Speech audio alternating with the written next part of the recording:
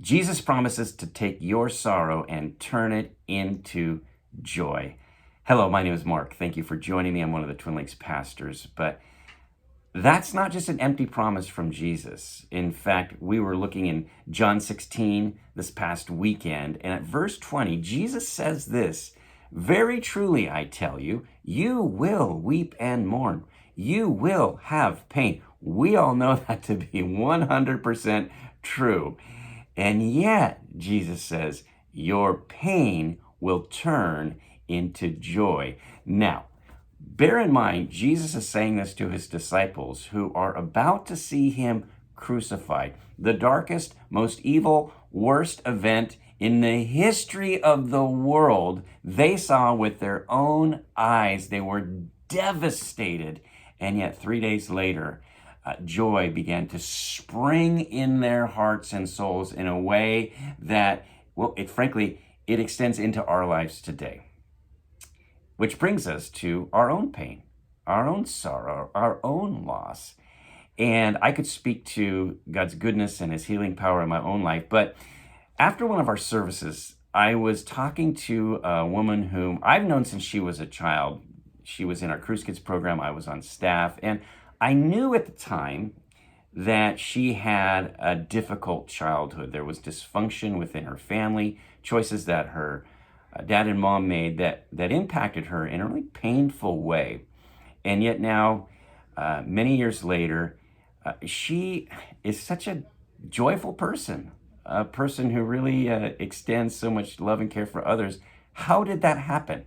Well, first of all, of course, she put her faith, her trust in Jesus, not just believing things about Jesus, believing he was there and that he would carry her through and that he would heal her. And not only did she rely on Jesus through faith, but also she obeyed him by making the choice ultimately to forgive the very people who caused such harm in her life, her parents and others. She chose to forgive them because that's what Jesus calls us to do. And as a result, this was amazing. She told me, "Mark, not only do I feel freedom as a result of that choice, I'm no longer, tethered to the actions of others, but," she says, "I actually find myself remembering good times as well, going to baseball games or going to the beach. It wasn't all just one tragic moment after the other." And I thought that was so profound that not only was she just liberated in terms of her memory of the pain, but also it opened up for her the memories of times when there was joy, there was goodness. And so I just want to say that's the testimony of just one person who Jesus took her pain, very deep, very real, and over the course of time turned it into joy. Now, of course, there may be some hurts that aren't ultimately and fully healed